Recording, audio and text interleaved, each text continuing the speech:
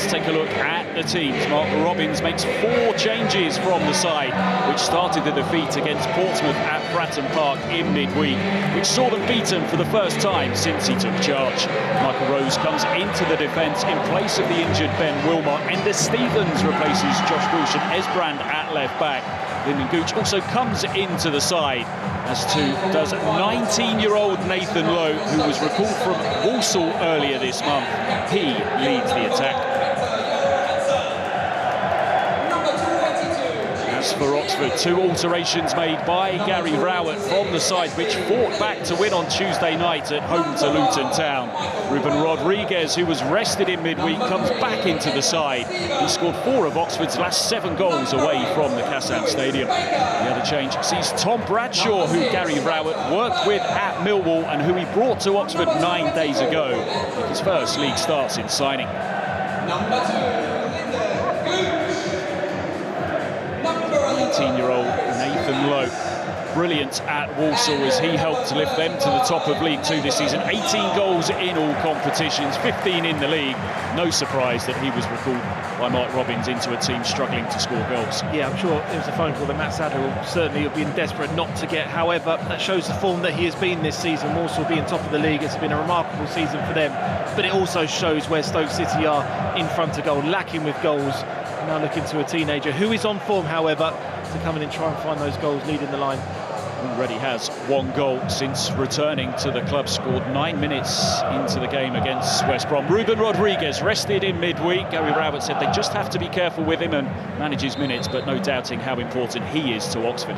Quality player I saw a lot of when he first came into England, into the National League under Ian Birchnell's Notts County team. Goals and assists, but his all-round game, if you can get him into pocket of spaces where he can get on that half turn, could be so effective with that final ball and a shot towards goal. So Stoke City just a point above the relegation zone. It is a big afternoon for them. Right, Hallam is our referee in charge here this afternoon. Robins, 3 championship games at the helm. To pick up a victory, reason for encouragement. And there's been some additions to the squad since he took over as well, the latest of which Ali El Hamadi was completed last night, but he doesn't feature today, signed too late to be able to be part of the Matchday squad. For Oxford United, well, Gary Rowett, he might just have Oxford United in the top half of the championship table come 5 o'clock tonight. Incredible achievement given where they were when he took over. 23rd in the table. Can they keep this brilliant start to life under him going here this afternoon? Really involvement for Przemysław Płacheta, who's been a standout player under Gary Rowett, scored in his first 2 games, a player he's really got the best out of. He's Brannigan. Greg Lee, who was one of the 3 Oxford scorers in midweek, all 3 of their goals in that win over Luton coming from defenders. Gary Rowett saying maybe he should look at using them as a front 3 instead. Now Dembele, touched on by Rodriguez. Oxford looking confident in the opening moments of this game. That's what you need to do when you're coming against a side maybe short of confidence, and I said that you don't want to be the team that kind of kickstart their season. I mean, it really shows where Oxford are as a side when our performance against Luton was about grit, desire and determination to turn things round.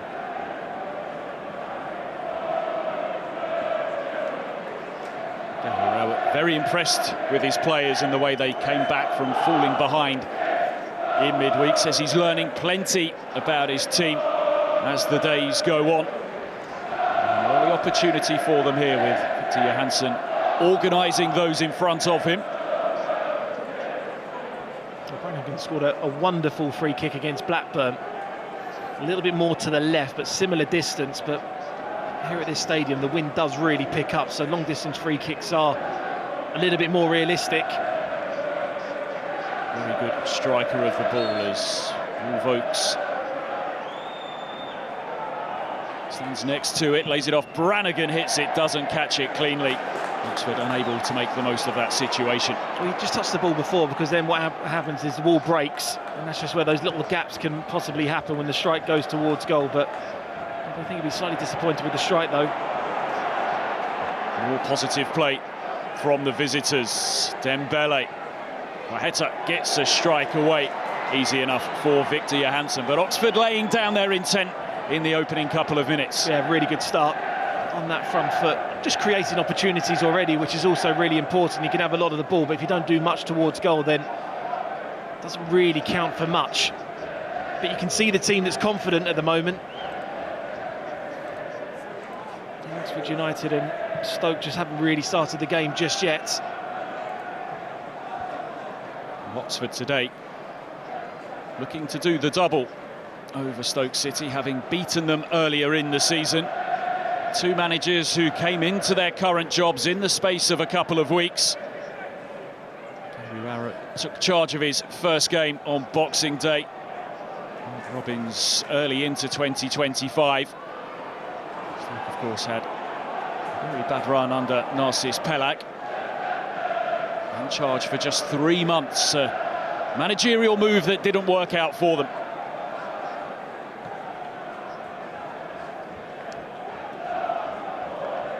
People often talk about, can a team do it on a Tuesday night at Stoke City, but it's a gloriously sunny Saturday for us here today. Yeah, makes a nice change. As you mentioned, it can get very windy inside this stadium, but conditions pretty good for the players right now. Hellick works it out to Brown. Hellick, who got his first goal for Oxford in that win over Luton, and looks like being a shrewd addition made by Gary Rowett, a defender who's very good at his primary job, but is also a real nuisance down at the other end as well. Yeah, so both centre-halves, Hellick in that first goal there for Oxford, and Brown chipping in with a few goals as well this season. That's always really important. You do get a lot of set plays in Championship football, so that's when it becomes finally important. I think defenders should be scoring more goals, the opportunities that you do get with deliveries into the box. If Oxford can get those deliveries right, Hellick's certainly a player who can capitalise. 9 goals he scored last season for Huddersfield as he helps to get that ball away.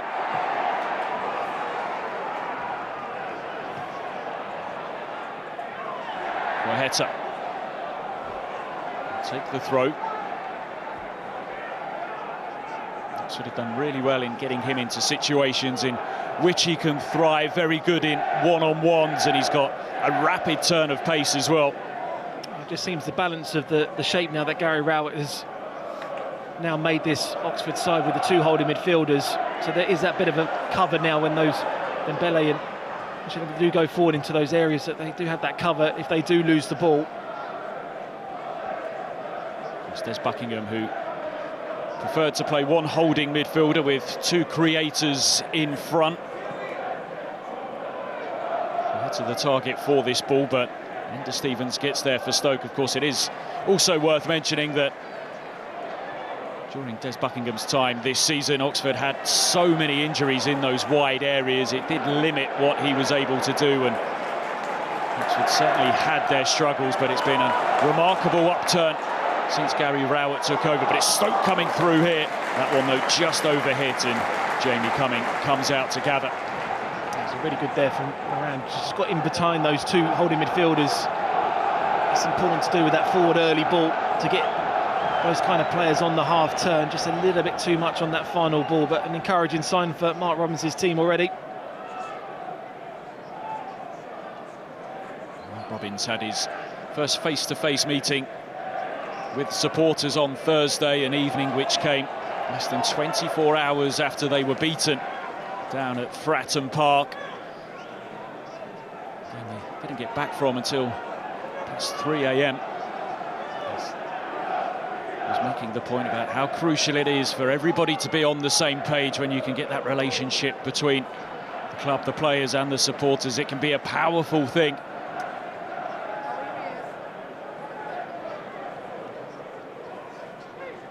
There were plenty that felt that Robbins was very harshly dealt with by Coventry City, having done so much for that football club, but some struggles this season and a change made, but that change perhaps might just come to Stoke's benefit as they look to finally find a formula to be contesting in the Championship. 6 seasons after relegation, and they haven't finished in the top half in any of them. Yeah, it's been a real struggle. Best of balls back there, and it forces Johansson to come some way out of his goal. So Alex Neil Stephen Schumacher, Rowett, Nathan Jones. Pelak, the last manager to come in, it just didn't work really from start to finish. However, you've now got to give a manager time, because he's been given time at Coventry City, and you see the results happen there. You've got to have to go through some difficult times now, and I think that's what he'll probably be explaining to the fans. It's not going to be easy now from the start of his tenure to the end of the season, but you've got to give him time, and you're going to have to go through some difficult results and maybe some poor performances before he can bring in his own stampede of players to play the Mark Robins way, which is a high intensity on the front foot. That was something that Mark Robins spoke about with the supporters on Thursday in that meeting with the fans. He said, we all want progress, we all want to be in the Premier League, but it won't always be easy. Progress is never linear, and there'll be some challenges and some hurdles to overcome.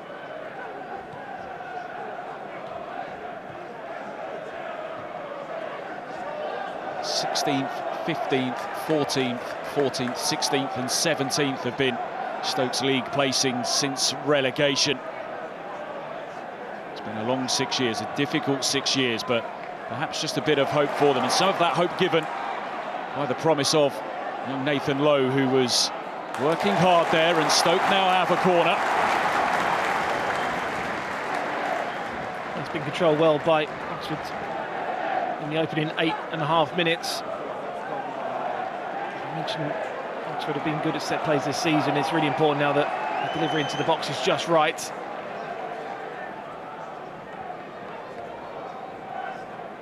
Can they get that delivery right? They've worked it short and they've worked it well. Here's Moran, who played across the front of the 6-yard box, and Brannigan there, well positioned for Oxford to get that one away. Shamadou sends it up to the edge of the Oxford area. Baker clips in, the cross flick towards goal. Nathan Lowe just couldn't quite react to get on the end of that flick on, but now some signs of encouragement, reasons for positivity for Stoke City. Yeah, just that best moment of the game so far. Just whether or not Brown just did enough to put Lowe off there, just getting the cross in there, just good defending, just marking the space, marking the area, just using his strength just to shield it out.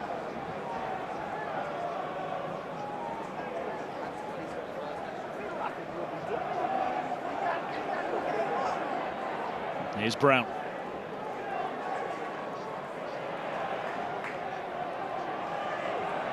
Loose touch from Lee.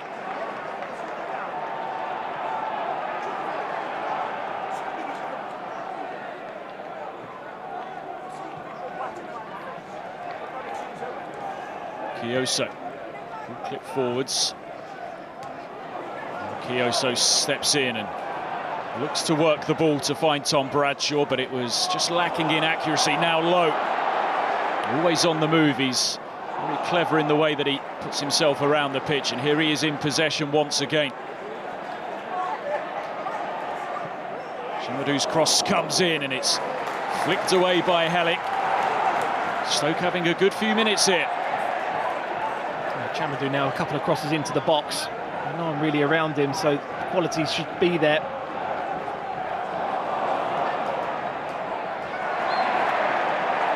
Free kick given away. They're squaring up here, and Berger looking rather animated.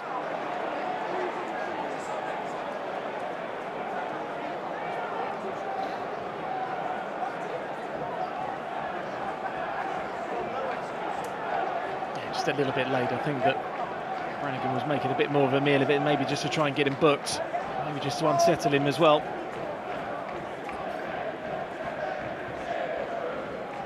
Berger in his second season now at Stoke City, a former under-21 international for Netherlands. To contribute a goal or an assist in his 24 championship games so far in this campaign. He's been one of those players that's kind of played the holding midfield role, the centre midfield role and the attacking midfield role as well. Just one win in 14 championship games for Stoke City. It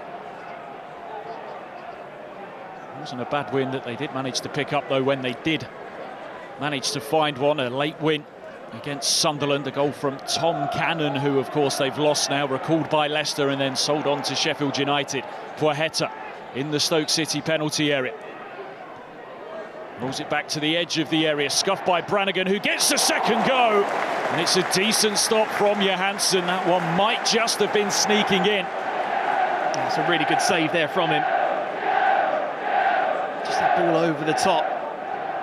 Chased down. It's a really good strike from the edge of the box there, because when you're in that area, you could go to his right-hand side, but he doesn't. He uses his left foot to go to the other side, and that's what makes it a really good save. The kind of angle there, maybe Brannigan to go to his left side, but the reverse shot was really well saved. A couple of goals so far this season for Cameron Brannigan. Corner comes in. Headed away to the edge of the area where it's brought down by Dembele. Poeta sends it back into the Stoke box. Nodded on by Lee, hooked away by Stevens. Dembele, full of trickery and lovely touches, and he does well there. Poeta, Dembele, Ruben Rodriguez, Brannigan. Now the cross does come in, and Stoke are able to smuggle it away, but it's Oxford who are getting on to all of these knockdowns right now.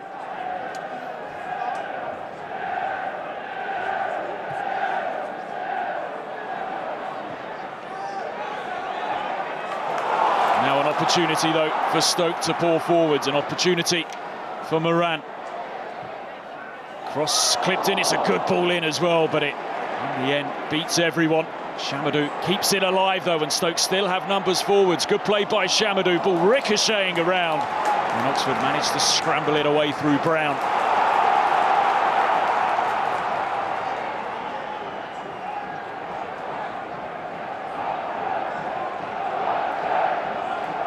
Both teams having their moments in the opening 14 minutes of this game.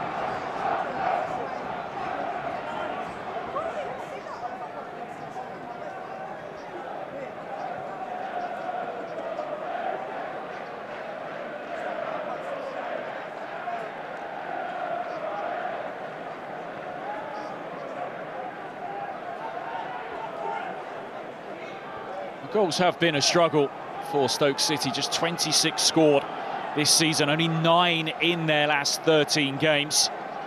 We'll certainly be hoping that the arrival of Ali El Hamadi will help to change that. Baker nudges it forward. Mo thought that he might just be in there, but it was cut out by Brown. Now, one thing that I think that Stoke have done really well, when they get that ball in that midfield area, a forward pass, 2 or 3 times now, have kind of broken that two-holder midfield line for Oxford United, and they've got on that half turn, and they've been really effective. They've been positive with that first pass forward. Going for the switch of play this time, and Greg Lee gets his head to it, but it's picked up by Baker, who looks to drop one forwards, but just a bit too much on it, and had enough on it for Jamie Cumming to feel confident to come and collect.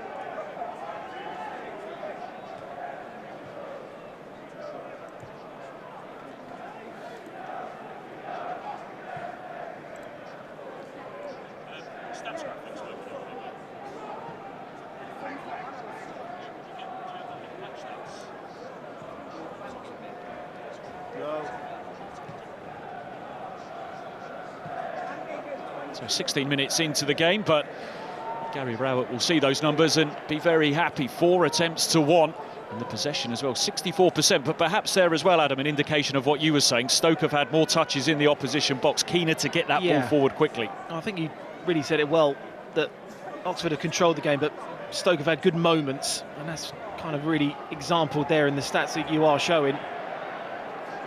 It's a bit of a flip, really, in terms of possession for the two teams this season. Oxford, one of the lower sides for average possession. Stoke, one of the higher. Challenge comes in from Kumas.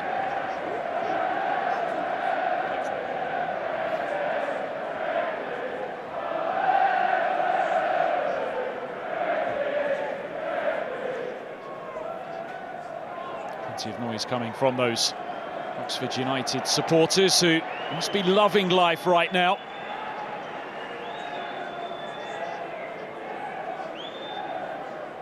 Fears of relegation perhaps subsiding somewhat for them.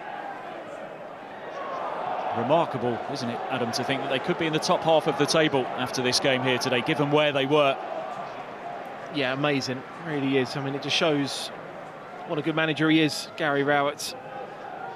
Maybe look at the other jobs that he's been at, certain clubs where you feel that he probably deserved a little bit more time, but he's understood the players and certainly getting the best out of them. They've really reacted to his methods. The situation he found himself in his first spell at Birmingham was ludicrous, really, wasn't it? He had them up in the playoff places and new owners came in and they paid the price for that decision and the changes that they made. He's a very capable and assured manager, and he's had success in the past, and I'm sure he'll be going on to have plenty of success again. Oxford will be hoping, of course, that he can really establish them in the Championship. Who knows, the way they're going right now, if they were to see that through till the end of the season, it could be a spectacular campaign for them. A first campaign at this level for them this century after promotion via the playoff final last year, a 2-0 win over Bolton at Wembley. What felt like a very one-sided final, in complete control of that game. Well, Luton Town, Ipswich Town are examples that Blackpool, the impossible can happen in the Championship to go into the Premier League now. Maybe just getting a little bit ahead of ourselves. However, there's always one team that makes a late run into the playoffs. It's Oxford who have that form right now. 17 points picked up since Boxing Day. 5 victories, no side has won more games than them. Still hopeful that they can do a bit of business through the January window, but has to be some manoeuvring to go on for that to be able to happen. Free kick to Stoke City.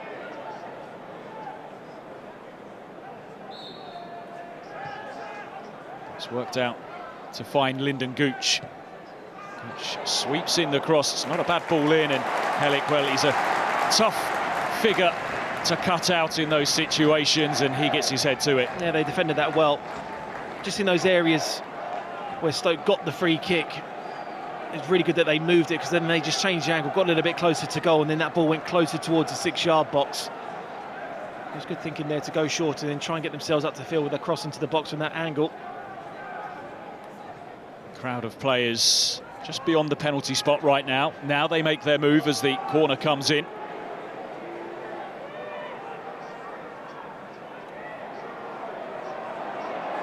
Shamadou again looking to be positive. Kumas goes in the cross and Brown's there to clear it away.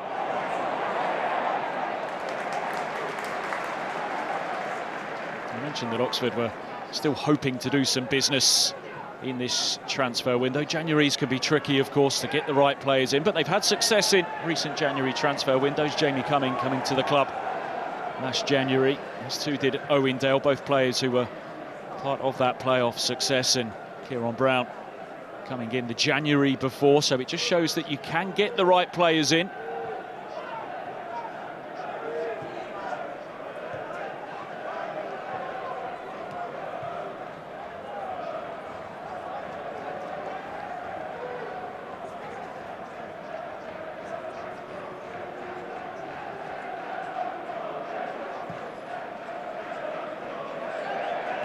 Bit of a miscue from Jamie Cumming, who's started every Championship game this season for Oxford, as has his opposite number, Victor Johansson, for Stoke this season.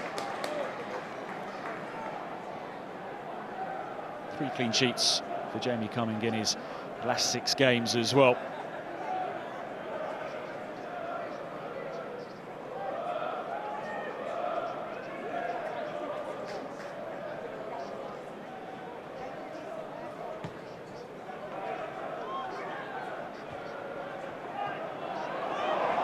Chase is on here for Nathan Lowe. Hellick keeps his composure. Does well to find Kioso, who doesn't keep his composure. Moran with the opportunity. He's just trying to guide it into that far corner. It's just too close to Jamie Cumming. Yeah, good save there from Cumming, because He had to hold himself as long as possible. Kyoso with a really wayward pass that's allowed the first opportunity for Mark Robbins' side in this area. Had to try and bend it around Brown, which was always going to be difficult. It was good defending there as well. Good chance. Peter Kyoso mightily relieved. It's Dembele.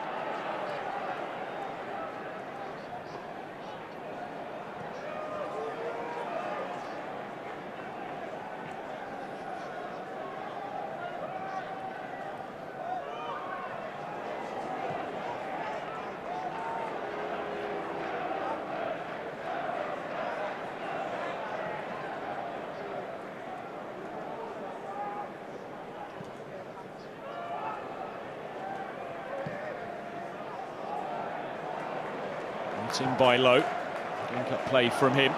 It's one of the facets to his game. He's not all about scoring goals. Well, of course, he scored plenty this season. Ball breaks in the box and coming gratefully grabs onto it, and it looks as if Kumas might have done himself some damage here. A collision with the post.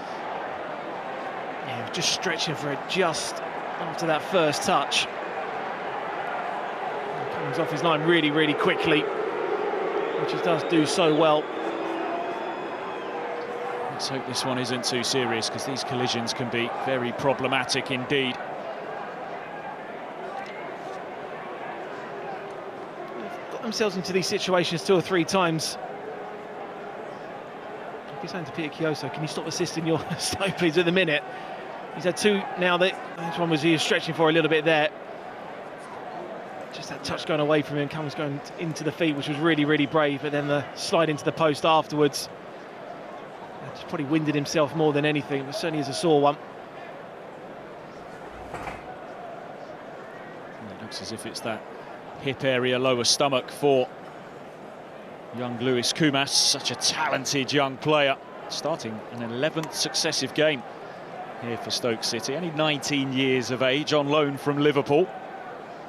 You kind of look at that forward line that Mark Robbins has got out. I say Nathan No 19, Kumas 19, around 21. So they're going to get into areas where you're going to see where maybe a misplaced pass, but that's just coming with the experience as well. But they've got into 1 or 2 areas I think they could be very, very encouraged with. There's always going to be an honesty with the young players going forward, but sometimes just may need that coolness and a bit more composure. He's played 1 game for Liverpool, Lewis Kumas. He marked it with a goal as well in the 5th round of the FA Cup against Southampton last season. His dad wasn't a bad player either. Hugely entertaining player to watch over the years. There's Lee. Into Will Vaulks, who has prospered in this change of formation, with Cameron Brannigan doing some of the work alongside him. Those two, it seems a very good partnership at the base of the Oxford midfield. I'd say give the first 15 minutes to Gary Rowett's side. I think the last 10 minutes have just been a little bit more slower moving the ball, not getting to dangerous areas where you're really testing Stoke at all. I thought they started the game really well on the front foot. Good early opportunities and good possession in Stoke's half, but since then it's slowed down a little bit. That's allowed Mark Robbins' side back into the game, and the game's now a little bit more balanced. Kyoso.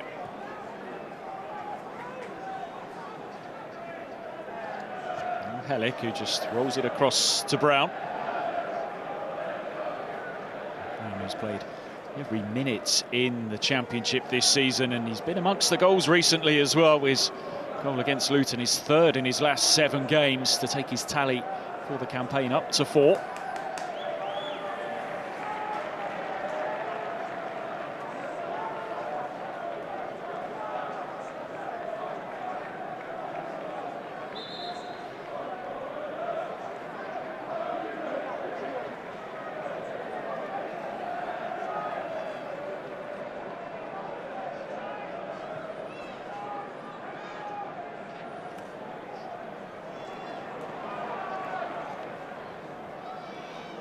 So a game in which Stoke are starting to grow into.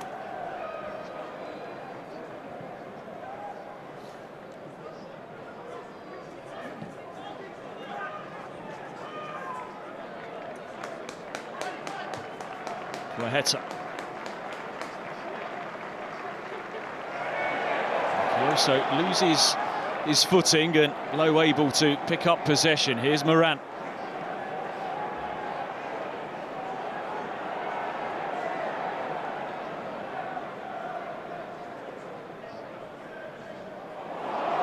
Chamadou continuing his surge forward, and Helik is there once again. It comes back to Chamadou, and the question being asked, but that question being dismissed by referee Farai Hallam.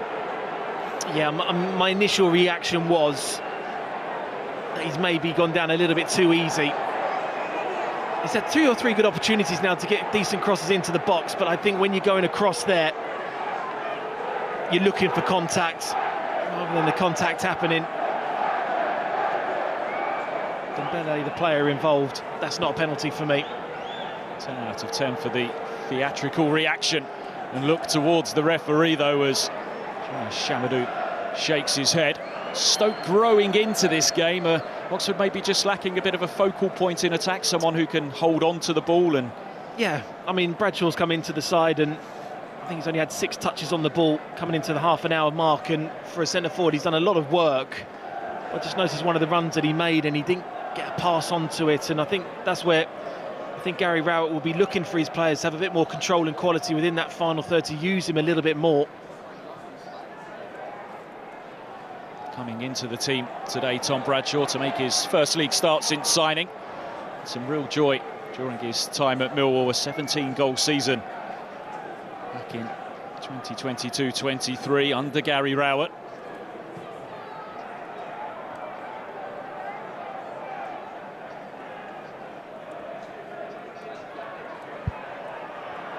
Here's Brannigan. Just a bump off the ball there, and Oxford will have themselves a free kick. Then Dembele down. Vandenberg once again voicing his displeasure.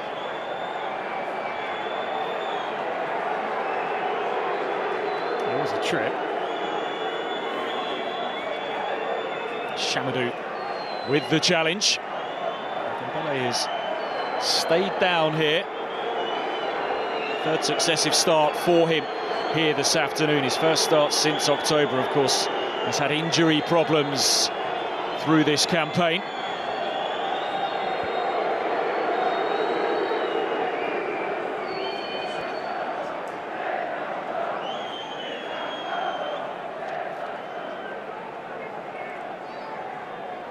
Sometimes a little sleepy in the stadium for these lunchtime kickoffs, but I think it's fair to say now that the crowd are very much engaged in this game.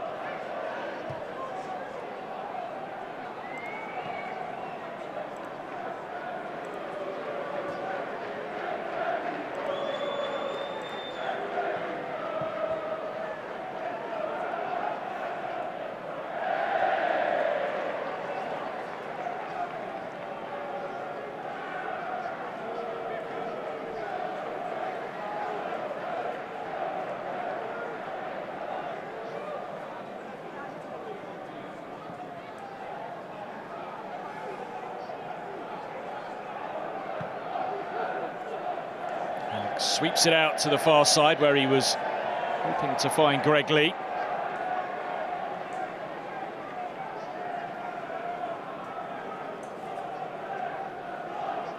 There might have been a touch of concern through the opening minutes of the game for Mark Robins, but his side looking rather more assured now. I'd say he's probably got happier as the half's gone on. So just finding a bit more balance, and I think they're using the ball much better than what Oxford are, to get into those attacking areas and get those wide players in particular into areas that can be effective. Chamadou down the right-hand side, I think, has been excellent for them as well in that right-back spot.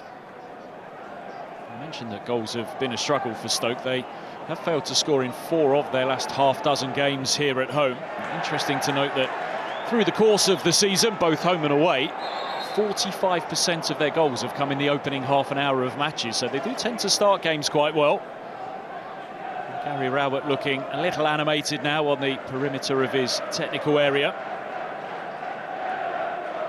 He was saying after the game against Luton that every game throws up more challenges, but he's been impressed with the way that his players have been handling them. I think he's getting a little bit frustrated. I think there are a few times that he feels that Tom Bradshaw maybe could have got 1 or 2 free kicks where his side should have won a free kick in better areas.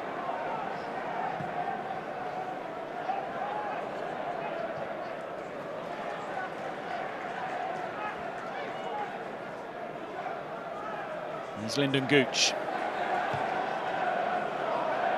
Searching ball forward, and it's well defended by Brown. It was an awkward one for him, but he did really well to guide that back to Jamie Cumming. Yeah, brilliant defending. Looks easy, but that's just good awareness to know where he is on the football field there to head it back, that he knows he's got enough power on the header to go back to his goalkeeper.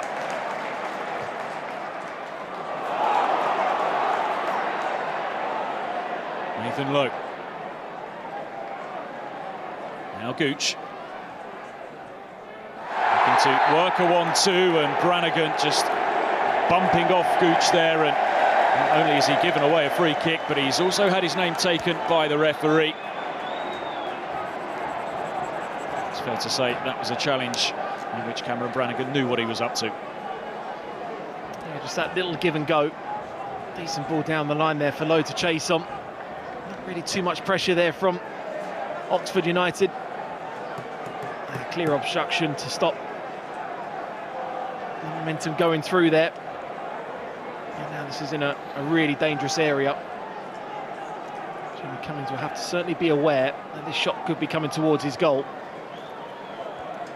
Tricky one for goalkeepers, these angles, aren't they? Because the cross could come, they could try and be caught out as well.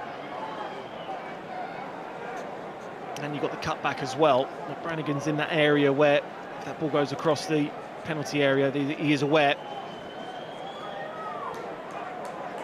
Lewis Baker with the ball in his hands right now. Andrew Moran standing by his side.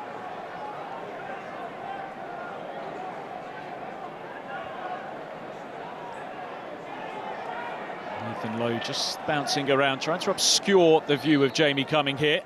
Baker, they work it short. Now he goes for goal. Well, the intention was clear, but the execution just lacking. Yeah, I think they wanted to do that originally there, but I thought when it first got laid off, I think they kind of knew what they were going to do, and that's the angle he wanted to start at. If he'd have started there with the layoff Moran, then Oxford would have known that they were going to try and move it off the mark.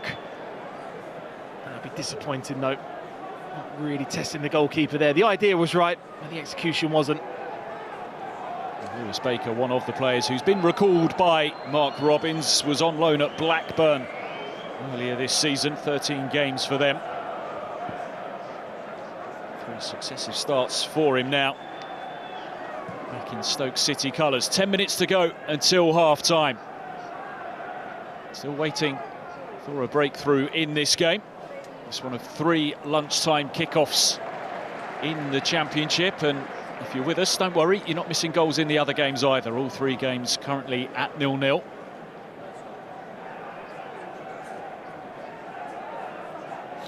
A game that perhaps just needs a moment to ignite it.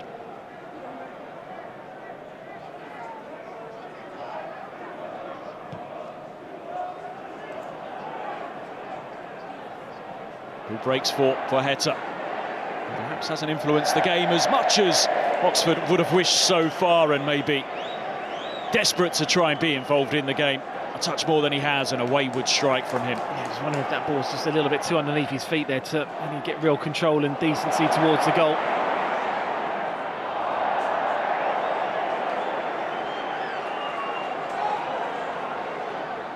Gives you an idea perhaps of the lack of clear goal-scoring opportunities so far in this game. We've now had 8 attempts at goal for a combined XG of 0.31.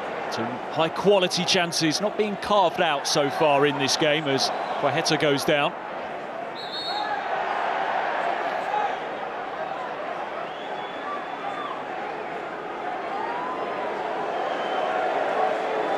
Heta and Gooch just exchanging a few words.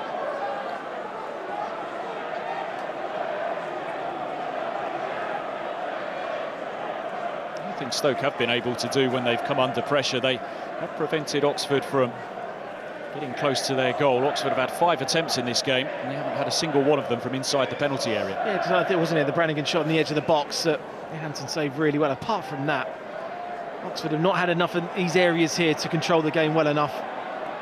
It's Greg Lee motoring forward. He sends in the cross, and Stevens rises to head it away. Dembele and tries to feed it across the penalty area. Lee will now look to do so. Acrobatic attempt by Bradshaw. Look good when they go in, but he has at least got his side a corner hit. We mentioned about the lack of touches that he's had in that first half so far, but what I will say, he's worked tirelessly for his team. Probably the only real option that he had there to take on the overhead kick to win his side a corner.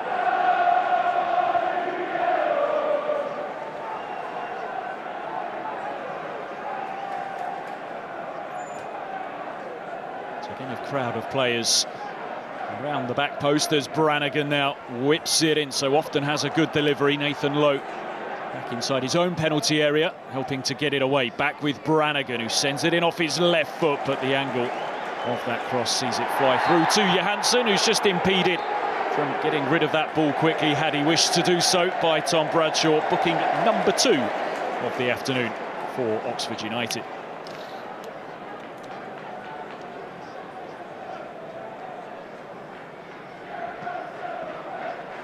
Yeah, he knew exactly what he was doing there. Too much doubt of the intentions of Tom Bradshaw there, so a couple of yellow cards for Oxford for both quite obvious offences. Some good options looking down at both benches here this afternoon. Just looking down at the Oxford bench, the likes of Tyler Goodrum, talented player that Gary Rowett has at his disposal. Mark Harris as well, who dropped out of the team today. Matt Phillips as well. Alex Matos, a player brought in on loan from Chelsea.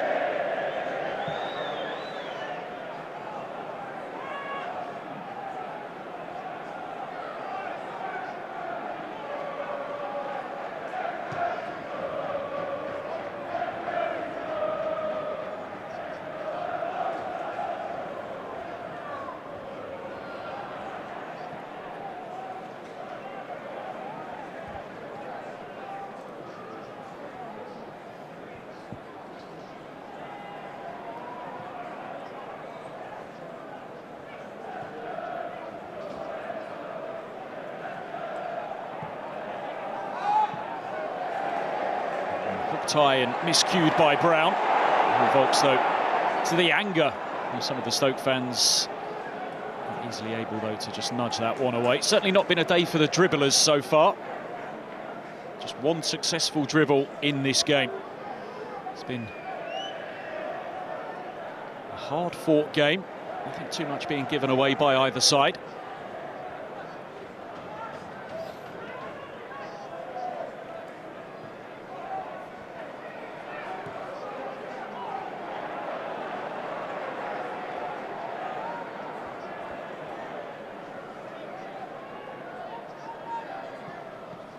Kumas looking to push it forwards to find Shamadou, who's got himself into an advanced position.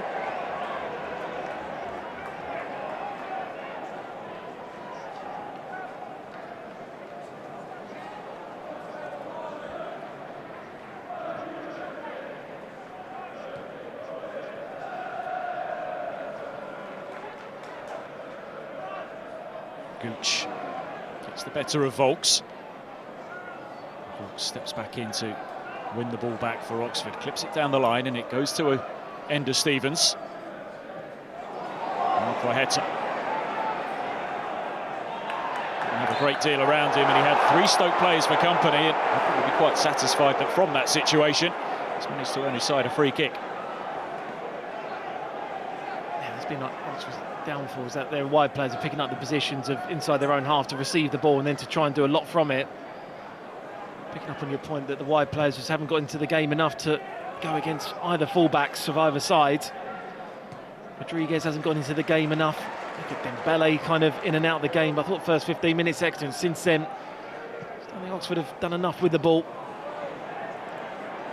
The 2 centre forwards aside out on the pitch, Nathan Lowe and Tom Bradshaw. It is Ruben Rodriguez who's had the fewest touches in the game, just 11 of them so far, as Lyndon Gooch is in possession once again, working his way into the Oxford penalty area, looking to go around the outside of Kioso. No way past him this time. Yeah, decent defending there. Just a good little inside run there from Moran. Here is Moran in possession, clips it forward, just gets away from Gooch.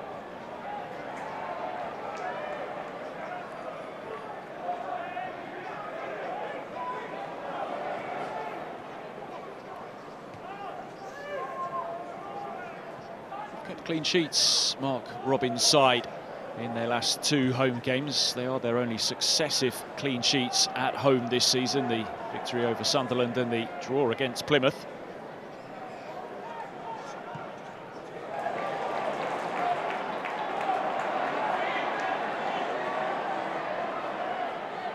Here's Gooch for Stoke. He hangs it up towards the back post. And the strike comes in first time, and Cumming does well to hold on to it cleanly. I think he's really stood out this first half. Chamadou. He's had a couple of good crosses into the box. He's had a couple of opportunities there, and this time strike towards goal. Comfortable save. It's probably been the story of the game in front of goal for either side, that neither goalie's really been tested into any real difficult saves. Stoke have had the better moments, as we've mentioned time and time again, but you can clearly see why. They've only scored 11 goals in their last 15 games, so it's not going to change overnight with chances in the back of the net being hit. But I think Mark Robins will be slightly happier, I think, of the 2 managers going into half-time.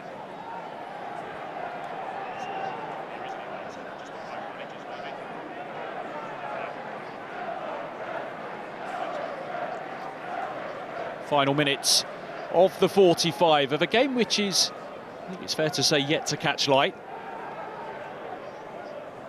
Oxford looking to extend this unbeaten run in the Championship under Gary Rowett. Stoke just looking to edge themselves away from trouble. Things very tight at the bottom of the Championship right now, just a point between Stoke City and the relegation zone. Quaheta does well to advance here, and he's still on the move. Cuts the ball back to Ruben Rodriguez, and you could see what he wanted to do, but he didn't quite get it right, and it seemed an opportunity for Stoke to break forward. Yeah, just that little moment from Rodriguez. It's that turn of pace from Quaheta again.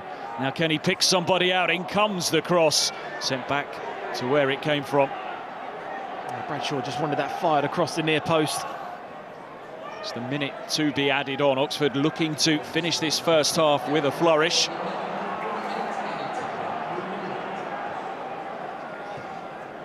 Certainly see the threat that Przemysław Quaheta has when Oxford can work him into the right situations, but now they're going down the other side instead. Brown's crossing, seeking Bradshaw. He gets onto the loose ball. Brown just fires it towards goal. Difficult one to deal with here. Someone needs to take charge. Ball bouncing inside the penalty area. Breaks to Dembele. Now Lee. 3 players waiting inside the box, and he's so nearly caught out. Johansson, who reacted well to get down sharply to his right. I'll stick my neck out on the line. I think he means this. I think he means to go hard and low at that near post. He's got a goal this season, and he's got a few of them. That's deliberate there. It's a really good goalkeeping as well. Not too sure, but it might just have clipped the post there as well from Greg Lee. 6 goals last season, match winner in midweek. He is a threat for sure going forwards. Final action surely of the first half as the throw comes in. There is the half-time whistle. Oxford threatening at the end of the first 45. Mark Robins' side just took a while to warm into the contest, but they've certainly had their moments. Some good play at times from his side as they look to get this first win for him in the league since he took over the club. For Oxford, well, they began the game the brighter of the 2 teams. They've had 7 attempts at goal in that first half, but neither side able to find a way through. Big 15 minutes for both Mark Robins and Gary Rowett as they make the long walk down to the tunnel here at the Bet365 Stadium. Half-time score, Stoke City 0, Oxford United 0. Once upon a time, you used to come here to Stoke and you'd always be in for a physical battle. Long balls, throw-ins, free kicks being hit in from deep, but the way that the game's changed now, a lot of the sides mirror each other, so that's why sometimes, or more often than not now, your bench is something that you can really look to, and there's decent options off both benches, and depending how the first 10 minutes of the second half goes, will really determine who makes the first move to try and change things. Ho. Niall Ennis options perhaps for Mark Robins in the second half. Niall Ennis, who started for the first time in the Championship this season in the defeat against Portsmouth. Plenty of options for Gary Rowett as well. If you take a look down at the Oxford bench, the likes of Tyler Goodrum, Mark Harris, Alex Matos, Matt Phillips, players who can perhaps change the game for them. Oxford back out for this second half, 7 games unbeaten. I guess a point away from home, even though Stoke is struggling, it wouldn't be a bad result for Oxford. It keeps that momentum going. Yeah, certainly it's all about momentum now for Gary Rowett's side. And you can clearly see the improvements that have been made there. And there's maybe probably emphasising a little bit more that they can use the ball slightly better. But half-time can work for both sides, and it came at the right time for both teams to get back and regroup and get some messages across to individual players and the way that they're going to play. That's when the first 10 minutes of the second half can be crucial. All set to get back underway at the Bet365 Stadium. 3 games taking place this Saturday lunchtime in the Championship. Everton and Millwall 0-0 at Kenilworth Road. Norwich leading Swansea by a goal to 0 at Carrow Road. And of course there was a big surprise last night as Hull City went to Sheffield United and won by 3 goals to 0. Ali El Hamadi in the crowd here today at the Bet365 Stadium, having signed late last night from Ipswich Town. Player to offer Mark Robins further options in those forward areas, and I think he's a player that Stoke fans will enjoy watching here, a player who's full of energy, full of character, and of course, more importantly, perhaps quite often full of goals as well. Yeah, I mean, that's what they're desperate for, as in the goal scorer. Now Cannon's gone back and gone to Sheffield United, so an area that Mark Robins really had to go out and strengthen, and the evidence of today's performances as well really emphasises that they do need that goal scorer. Yes, Jonathan Lowe's come back after a brilliant loan spell at Walsall. However, you need that bit of experience, you need that guard at this level as well. Early yellow card in this second half for Stoke City's Michael Rose. That's the player who went down. Just to go back to that new signing, Ali El Hamadi, a year ago, he was playing down in League 2 for Wimbledon. What a rapid rise he had, joining Ipswich in the January transfer window, winning promotion to the Premier League with them. He's had a few appearances for them in the Premier League this season, but he had a pre-season hampered by injury.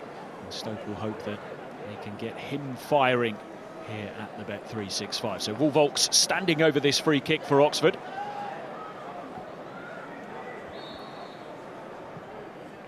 Clips it into the area, and Brown might be able to get on the end of it. Indeed he can. Poeta's strike. It fell to him kindly, but he just skewed his effort off target. Yeah, chance. Those moments in that first half where 1 or 2 assists, however, 1 or 2 opportunities like this didn't really fall to him. Just couldn't quite get the control on the shots. Just to creep it inside that far post, because if he does that, Oxford United are 1 up.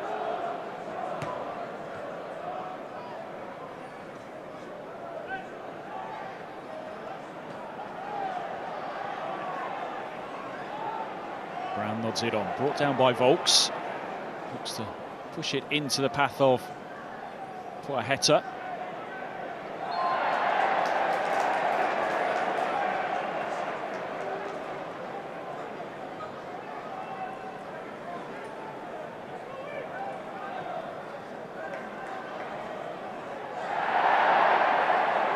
So makes the challenge, no free kick coming, and the Stoke players not too happy with the referee there. A couple of them making their way straight to the official, including Wouter Berger.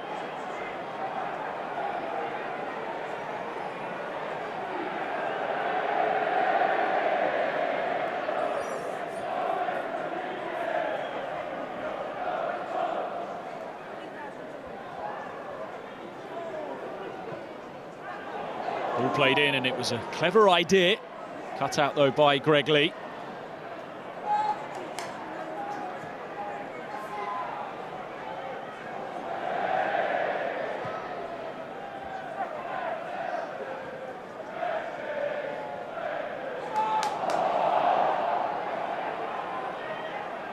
Ruben Rodriguez.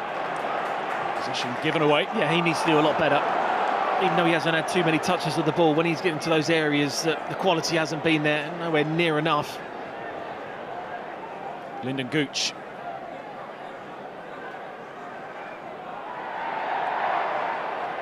So forcing him to go back. Stoke will have to settle for the throw.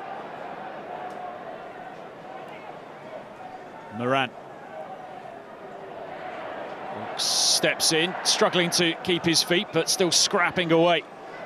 Just flighted into the penalty area, a bit of fade on it as well, but it still skips out of play. Yeah, difficult ball, difficult opportunity there. To get the right pace and the right accuracy.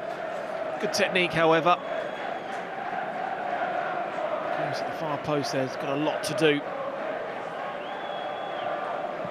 Stoke find themselves 4 points worse off than they were at this stage last season, but in the same position in the table as well. As we mentioned in the first half, it's that level just above the relegation zone where Stoke have so often found themselves. Poeta for Oxford here, plays the ball in, it's cut out by Rose, it comes back to Poeta. Ruben Rodriguez, now Brannigan. Ruben Rodriguez could hit it first time, and he looks to do that, but he didn't really meet it with any conviction. Yeah, I'll go back to that first ball from Poeta. Just seeing Bradshaw point towards that near post, and it has to go across the 6-yard box there. It's a real disappointing ball and a really good opportunity. Dembele lets the ball roll across his body and looks to thread one through. Bradshaw's in! Kept out by Johansson. Bradshaw has had very little to feed off, but he couldn't take that chance when it came his way. Now Volks. To push it through to Poeta, neatly worked, cross comes in, but it's overhit beyond Bradshaw, and Dembele does well to keep it alive. Good in these kind of situations, but he rolls it back to Greg Lee. Now Brown.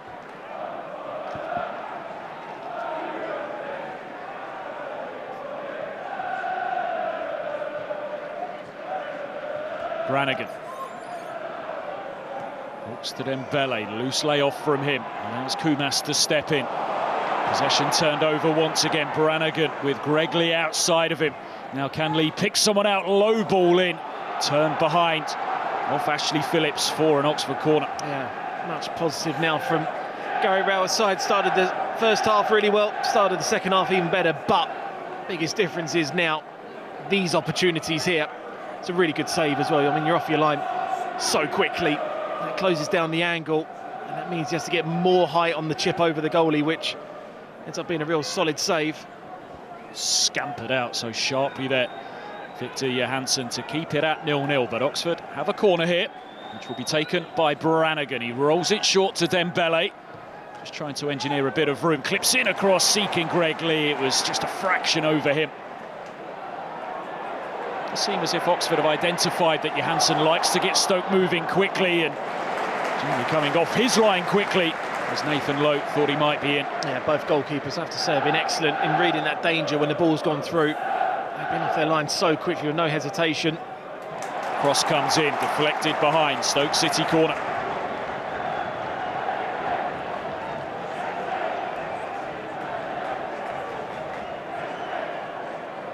Perhaps a problem for Peter Kioso, just outside the penalty area.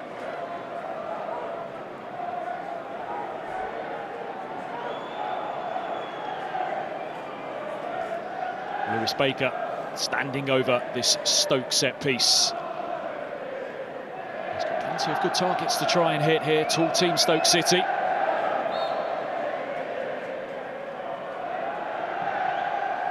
Whipped in by Baker, nodded away, and an infringement spotted by the referee. Yeah, I think Hellick's the player. I think it was a slightly high boot. I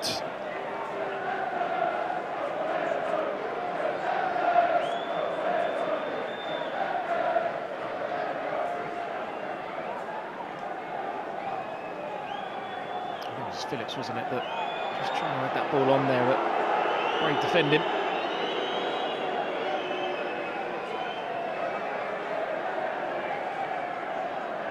Looks a bit dazed from that incident.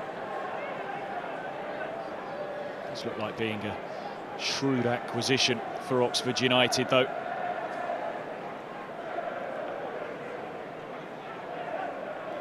Rowett, a defender in his playing days, and his team so often built from the back as well. Stubborn to break down.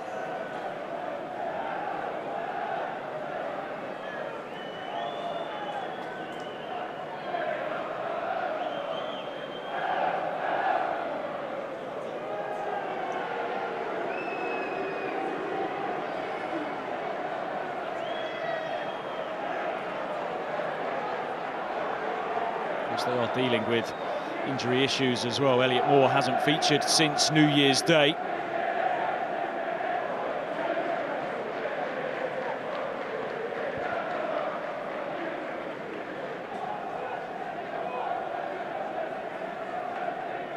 And Nelson, a player who showed plenty of promise as well early in the season.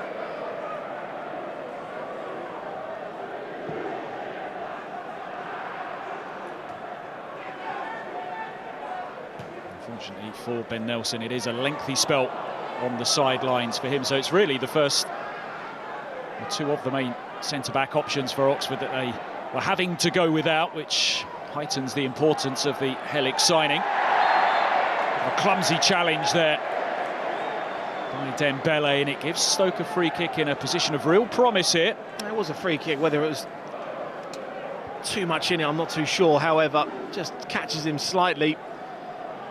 Baker, when he gets there, first time really I've seen the ball go over the top, and Oxford were quite deep as a defensive unit, and that's why it bounced in that area that Stoke could pick up on that second ball. It's just about the pace of the delivery now from these angles here. Can you try and keep it inside that far post, maybe?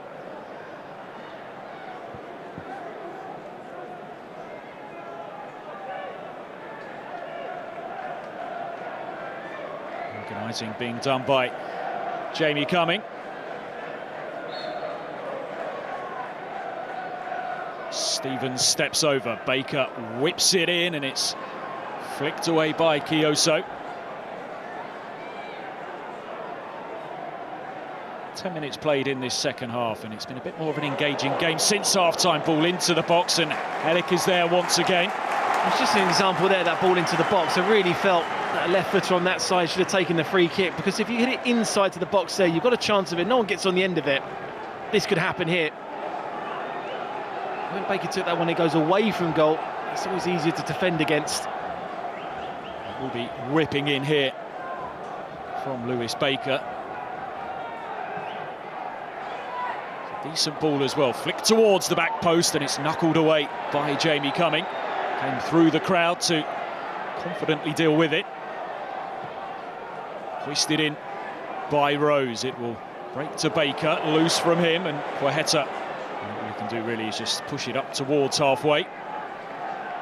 Shamadou.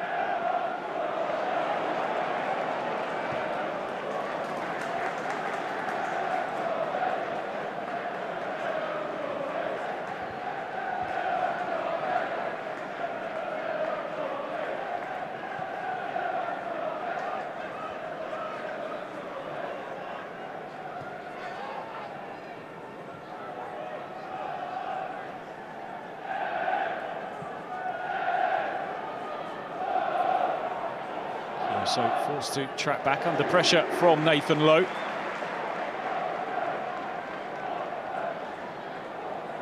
Nathan Lowe, a player that Walsall didn't want to lose at all. Played such a prominent part in their rise to the summit of League Two. I think they knew that the call back from Mark Robbins was always likely to come. Another Stoke City corner.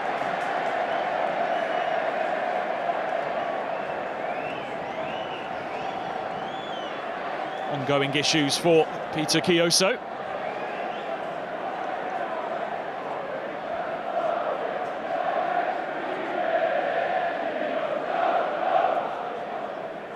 This time it's a corner which is work short. Stevens. And a free kick coming despite the roars of the 365 crowd. Just quite similar to that first half, where Oxford United came out fast and started well, controlled the game nicely, and then Stoke built themselves back into it. And Gary Rowett will be frustrated that his side haven't found the lead when they've been on top. And now the momentum to go back to Mark Robbins' team. It is, as I mentioned in the first half, just one away win for Oxford so far this season as Poeta looks to break in behind, but Johansson was there to deal with it. Now low. Brown's got the run on him though, and he's able to just clear that one away to the relative safety of a throw.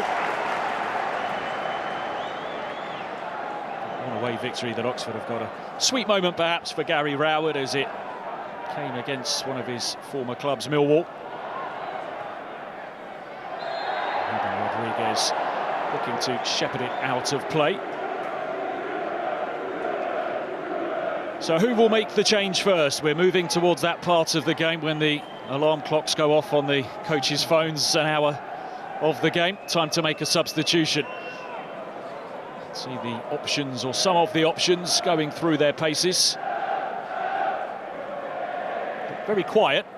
Not a lot going on the actual benches. Mark Robbins watching on. Gary Rowett tucked in down in the dugout. Here's Poeta. Now Dembele going to have a go, and Johansson having to react. Yeah, a few attempts now from Gary Rowett's team, but two of them from this kind of distance hasn't really tested Johansson in the goal too much. Maybe Bradshaw with the best chance for Oxford United in this game so far. 11 attempts at goal so far in this game for Oxford. It is above their average in games per season, averaging 9 a game. It's just the quality of them, isn't it, really, Adam? They're not getting themselves into too many dangerous situations. Folks moves it on.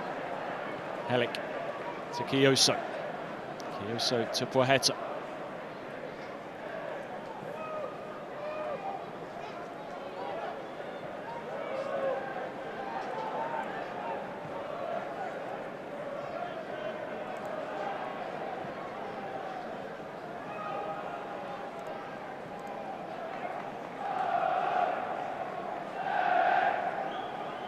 57% of the ball since half-time for Stoke City, but from that they've engineered just one attempt at goal so far.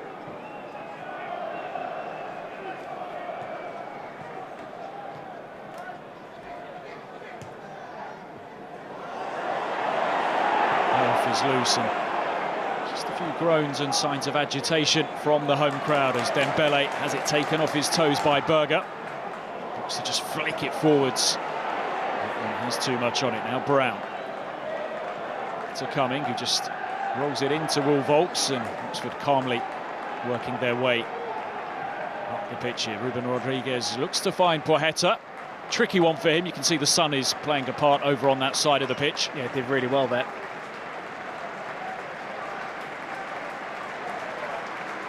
Oxford moving the ball around well here. Brannigan works it out to find Greg Lee.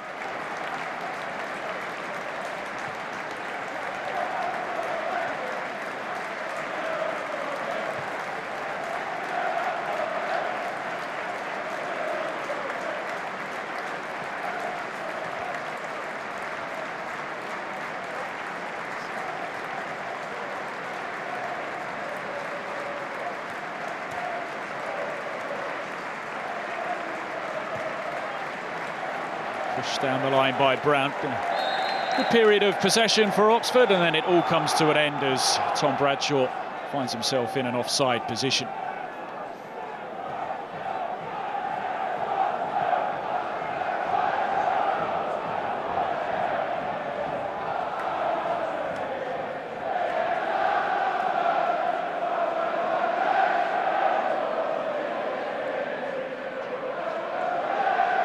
Looks as if it will be Mark Robbins who's going to twist first here this Saturday lunchtime. Bajan Ho preparing to come on.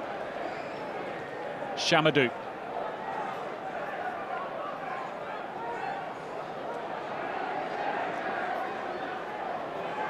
Rowett also now preparing a change, and the talented youngster Tyler Goodrum set to come on.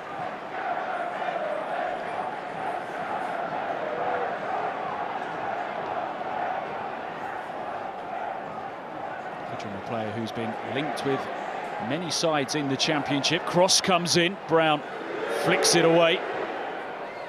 Lofted back in towards Lowe, who goes down inside the penalty area under pressure from Kioso.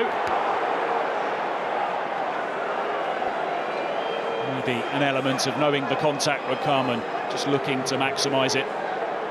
Similar to Chamadou one in that first half, where kind of looking for it a little bit too much. I mean, it's a clumsy push in terms of you're running a small risk. You're kind of shielding that one out there. I'd have been amazed if that one was given. So a raft of changes being made by Gary Rowett. Tom Bradshaw, who's had Oxford's best chance of the game, came early in the second half. He's being replaced by Mark Harris, who dropped out of the starting lineup here today. Ruben Rodriguez, who's perhaps just been on the periphery of proceedings this afternoon, he's going to have his place taken as well by Alex Matos, and Suiki Dembele being replaced. Tyler Goodrum is going to come on. Tyler Goodrum, as I mentioned, been linked with other clubs in the Championship. Gary Rowett pretty defiant talking about that subject yesterday, because he won't be leaving the club in January. The club did want to prize him away, and they'd have to pay plenty of money for that to transpire. So Stoke holding off on their substitution for now.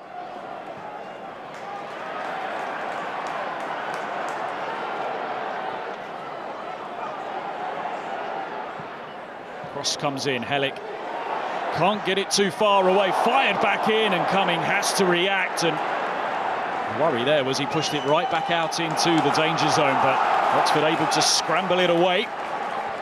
Yeah, brilliant save, really good save there. Going across goal. Just skims off the surface with a lot of pace. I think it's the best he can do there in one of those situations that you need your defender to react first. And Lee was the player there in the right place at the right time. That's a good save.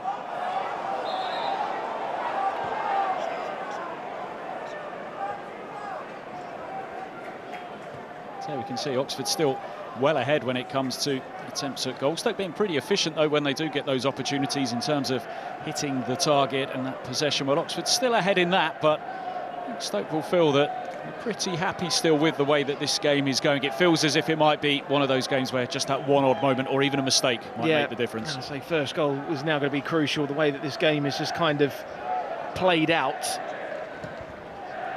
Despite Oxford's dominance with the ball in terms of possession stat, the game has there's not real a dominance of one 18-yard box to the other. Moran. And Kumas, faced up by Lee, works himself half a yard and sends his cross many a yard beyond anybody inside the penalty area.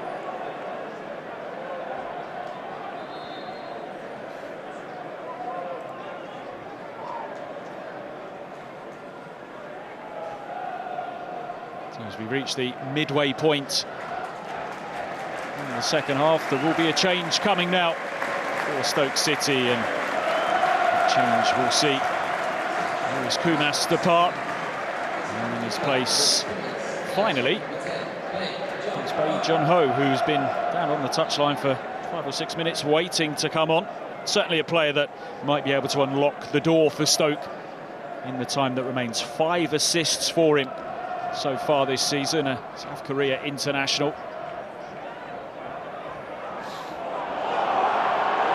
Baker able to stride forwards. On his left foot, Baker pushes it on to find Lowe. He looks to fire it across. Wasted opportunity by Stoke as the offside flag goes up. Yeah, disappointing there when Baker won that ball early on. I really thought that the shot would open out for him. He wants it a bit earlier, and that's a fair point. If you are going to pass it to me, pass the ball slightly earlier. That's a close call. Give the linesman the benefit of the doubt just. Good defending in the end, but another wasted opportunity. Perhaps good job that nothing came of that.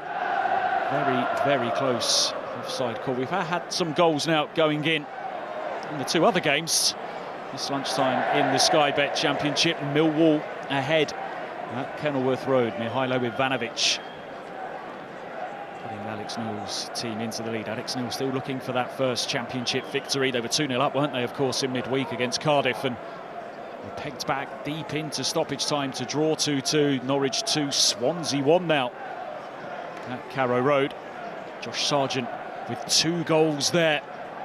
So glad to have him back up to fitness. Liam Cullum had equalised for Swansea, but less than a minute later, Norwich ahead.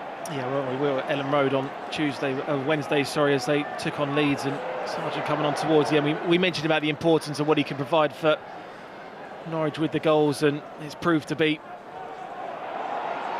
We still await a first goal in our game here at the Bet365. Will one of these teams perhaps show a bit more adventure as we work our way towards the conclusion? Will Volks gets his head up and looks to spray it out. A loose pass from him, and one which some frustrated reactions from his teammates. Concern here for Stoke with Andrew Moran down injured.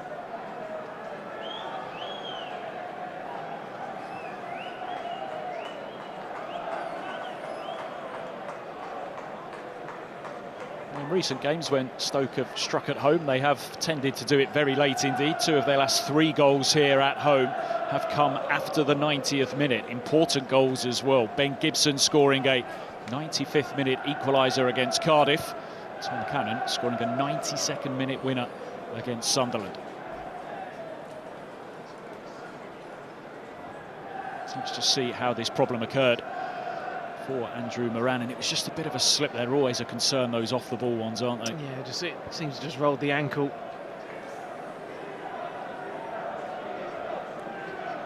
Such a talented individual, still just 21 years of age.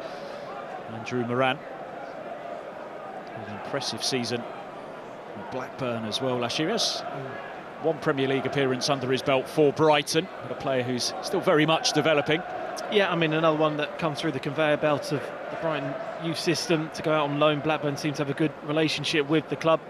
And Hecker was another one that went there and got Player of the Year as a centre-half, has gone back into Brighton's first team and done really well. Good amount of assists last season for them.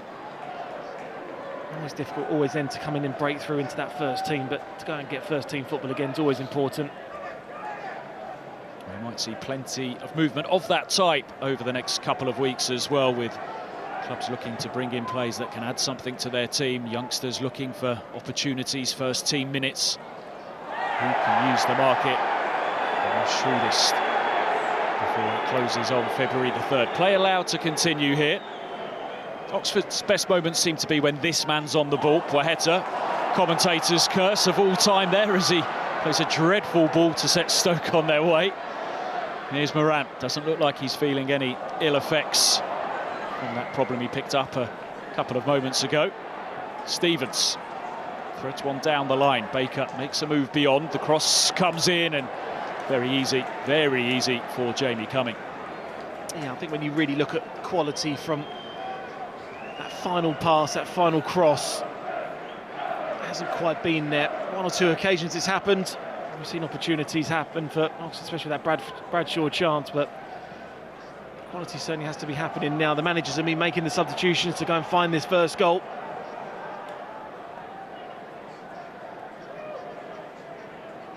Stoke a point off the bottom 3. Oxford hoping to elevate themselves into the top half of the table.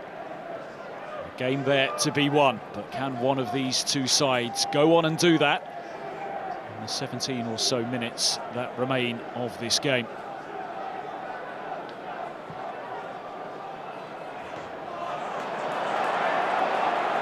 Wants to drive forwards here for Bae Jun-ho, who intercepted that well, rolls it across the edge of the penalty area, helped on by Berger. And Stevens, he made a really good run forward there, and the pass really lacking. And having made that effort, you can see his frustration that he wasn't found.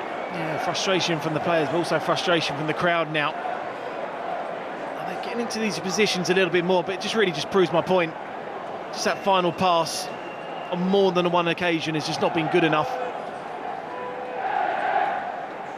Two experienced players, I expect a little bit better from the pair of them.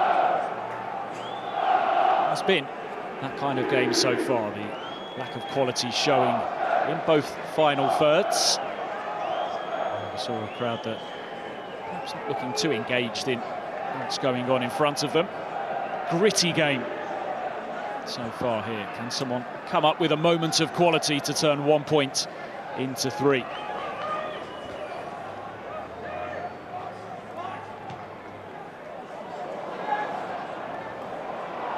Ball breaks for Poheta. He looks to help it through to Harris, who's still going here. His touch was loose and just a bit too overzealous in his attempts to win that ball back.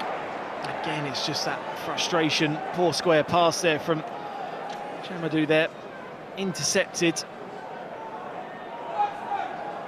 Now that first touch disappointed. He had such a blistering start to the season, Mark Harris. He scored a single goal in each of Oxford's opening 4 games as they made that really promising beginning to the campaign. Only 1 goal since then. It came in Gary Rowett's first game in charge against Cardiff on Boxing Day.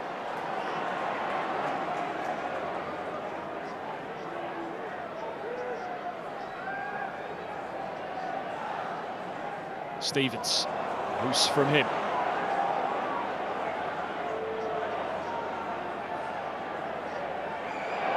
A chance maybe for Oxford to push on here. Matos, clever from him to draw the foul. A yellow card for Ender Stevens.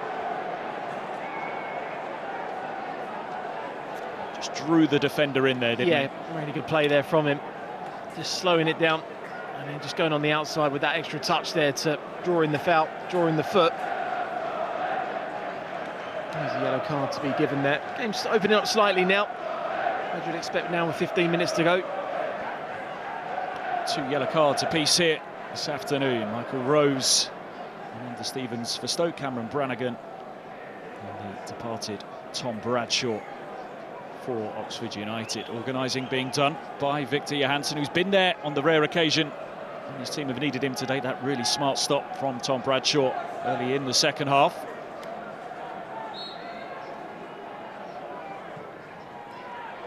Free kick comes in. Berger manages to flick it away.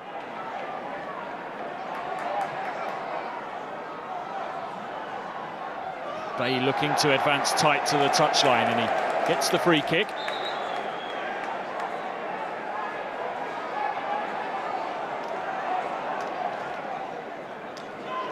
It's Matos, the player penalised.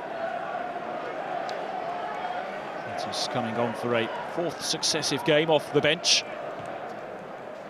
Player on loan from Chelsea, was on loan at Huddersfield last season. Played a fair bit of football as well, 19 games for them.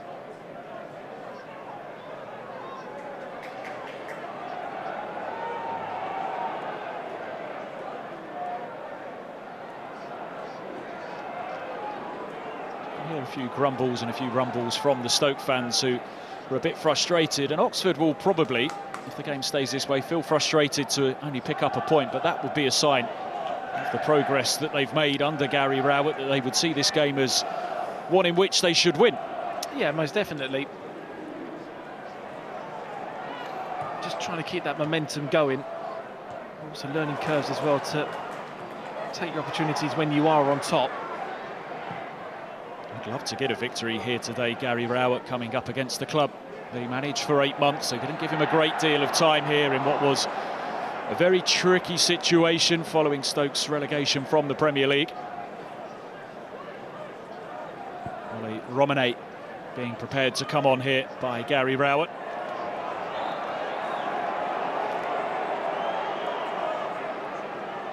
does come on. It will be his first appearance as well. He was an unused sub against Luton in midweek.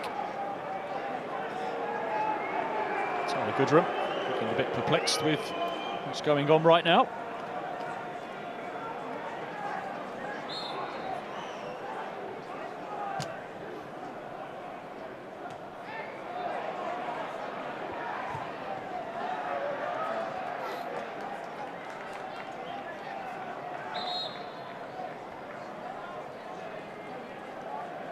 So on comes Romane for his Oxford debut. Player signed from FC Utrecht. A club in which Oxford also signed hitter Tata West from in the summer. It's Wout Volks that is being replaced.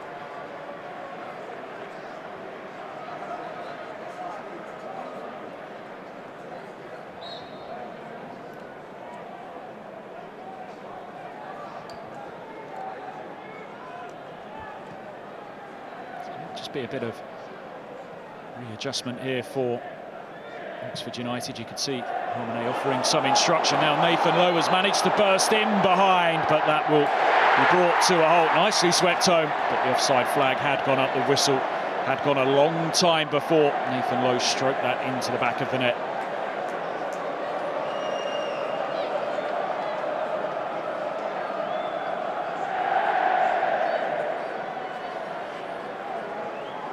I think that'll be one worry. One ball from that kind of angle can just get in behind you quite easily.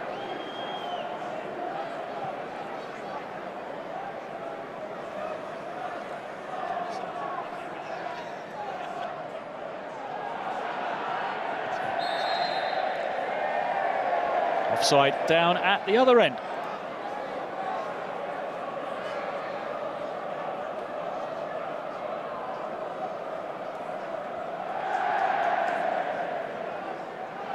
Into the final 10 minutes. No doubt there that the decision was the correct one, and needless really. You can see across the line, shouldn't be getting yourself into an offside position from there. Brannigan steps into the challenge.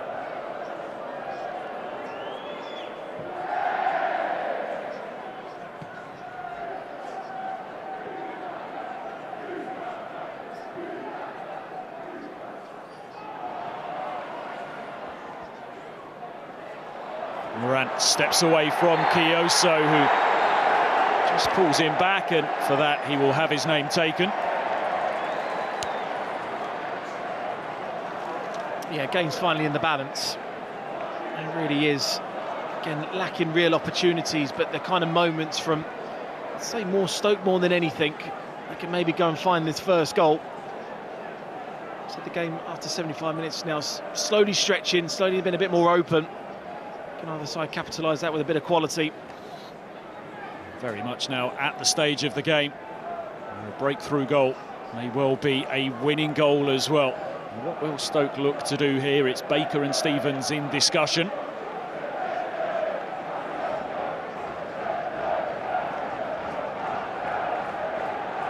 Moran waiting on the edge of the area. Cameron Brannigan just edging across to him slightly. I think the ball would have to go in from here. Well, they used the outswinger last time from the other side. They're going to go with the in-swinger this time. Left by Baker, in by Stevens, who gets underneath it. Quality just has not been good enough from those set-piece situations for Stoke today. Brannigan. And the chase now on. It's a chase that will be won quite comfortably by Johansson. He wants that one to run out of play. Now, did he do that? Romane steals it back. And can he find a finish? It's off the frame of the goal. He had to put that away. He did so well to nick that ball off Johansson, and with the goal at his mercy, he strikes the crossbar instead. Johansson's not happy because he feels it went out of play, but the game went on, and Oxford have wasted a glorious chance to get ahead. That's remarkable. I mean, he certainly feels that ball went out, but probably the hardest thing to do is actually hit the crossbar, and he's gone and done it. Is this a really tight call? Johansson got this all wrong because the ball wasn't going out. It's just about gone.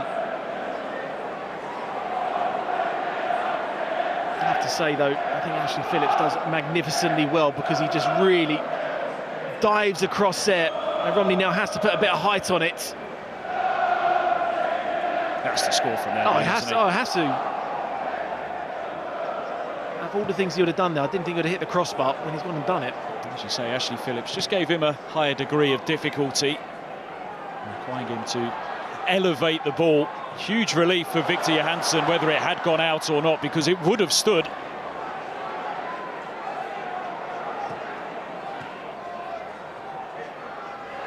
Oxford perhaps encouraged, though, by that moment, looking to come forwards, and ironic cheers from the crowd, but I don't think there was any doubt on that one.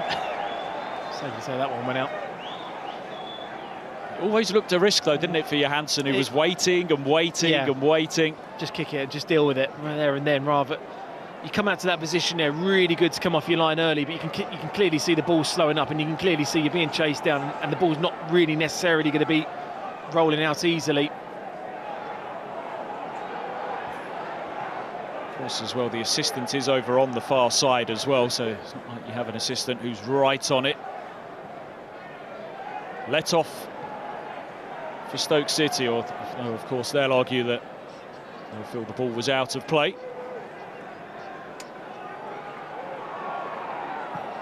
A moment, though, that might just wake this game up. With limited time remaining in it. An introduction that would have been for Romane.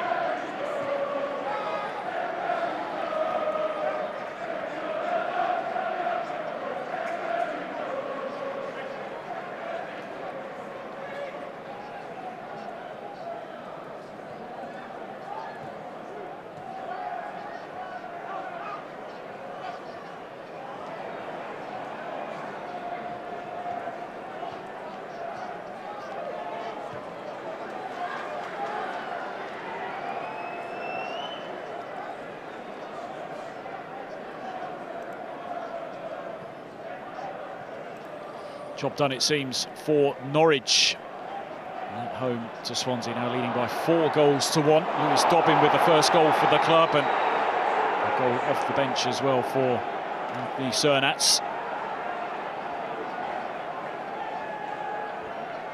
Very disappointing day for Swansea, who were, of course, thrashed in the South Wales derby this time last week. Poaheta did about as much as he could do there, just to keep the ball deep down inside Stoke territory.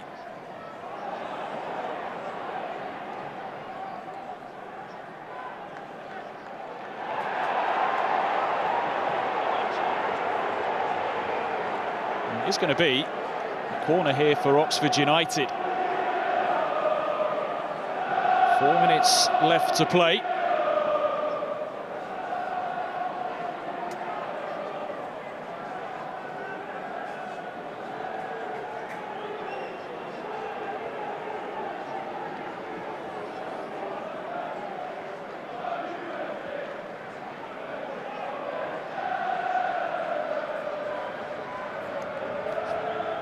There will be one final throw of the dice by Gary Rowett. He is going to bring on Matt Phillips.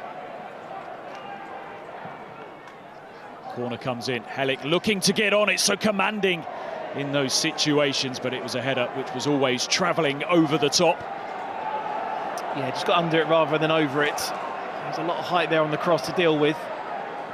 We certainly know his threat from set plays. I think the more alarming thing that he actually had a lot of time there to see the flight of the ball and then go and attack it.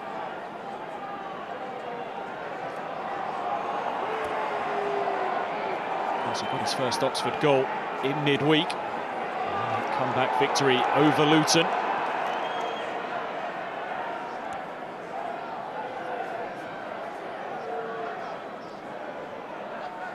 It's the defenders who got the goals for Oxford in midweek. Greg Lee's gone close for them again today. Struck the post very late in the first half. As you can see, Matt Phillips casually waiting to come on.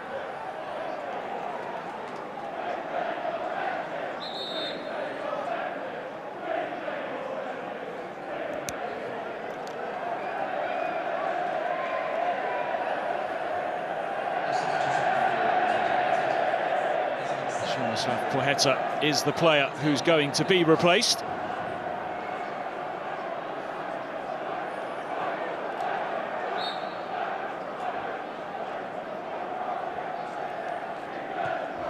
Hamady watching on.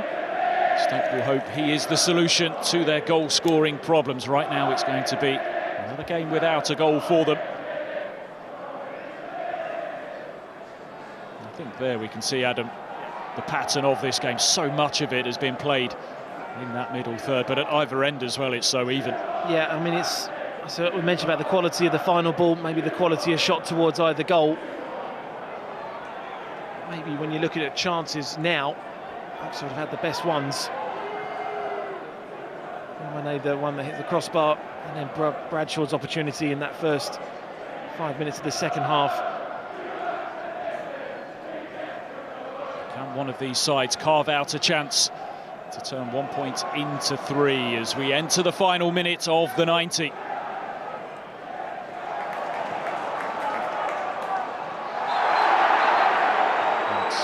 Matos is going to become the 4th Oxford player to have his name taken. Yeah, good little play there from Stoke to get the ball forward early. The time that they've seen a deliberate foul there to stop the counter-attack happening. Frustration for Mark Robinson's team.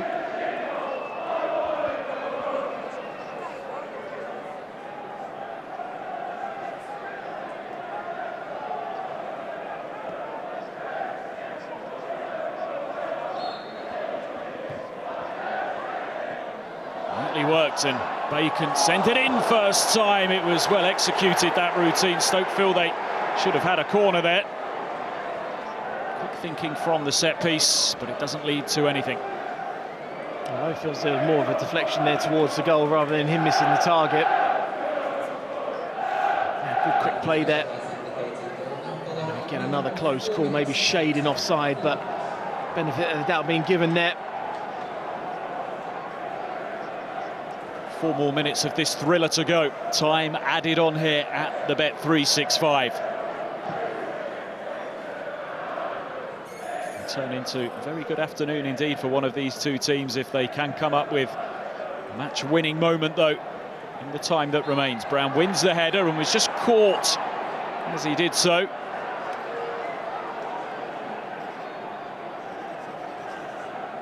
Some players not happy with Nathan Lowe.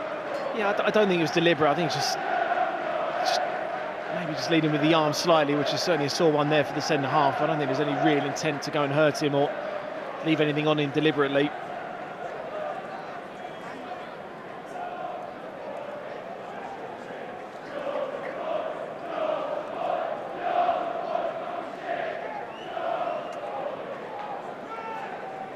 As things stand, Oxford would go above Coventry in the table into 13th. Stoke would be 2 points clear of the relegation zone before the 3 o'clock games get underway.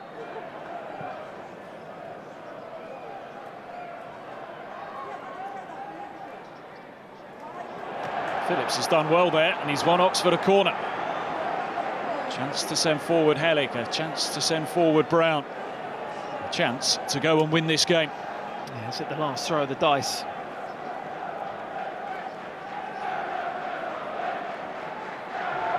Harris keeping himself close to Victor Johansson.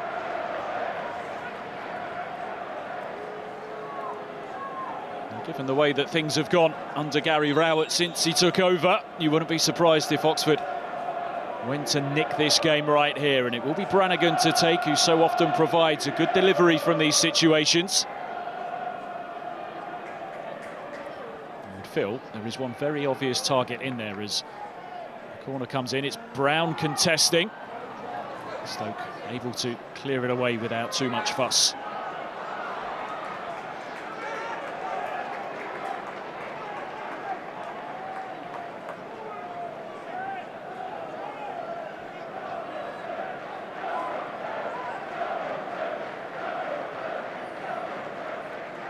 This would be 5th game in 7 here at home in which Stoke have failed to score.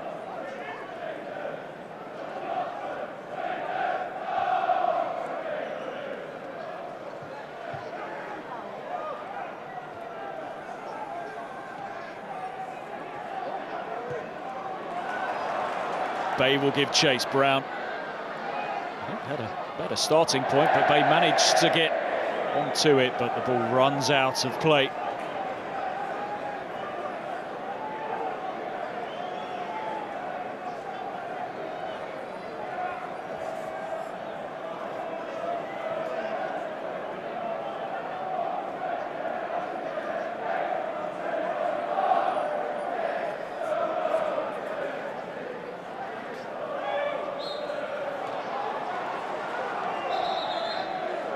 Oxford need to get moving quickly. They are to make something here. Tyler Goodrum wanted to.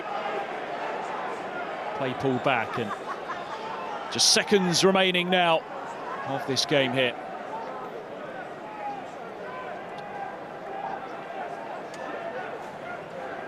Norwich have got a fifth at home to Swansea. Plenty of goals in that game at Carrow Road. So we did Norwich Wednesday, didn't we? I think you said they hadn't had a shot on target for the 2 games previously. Now they've gone and scored 5. I think it's telling us something. We're at the wrong game.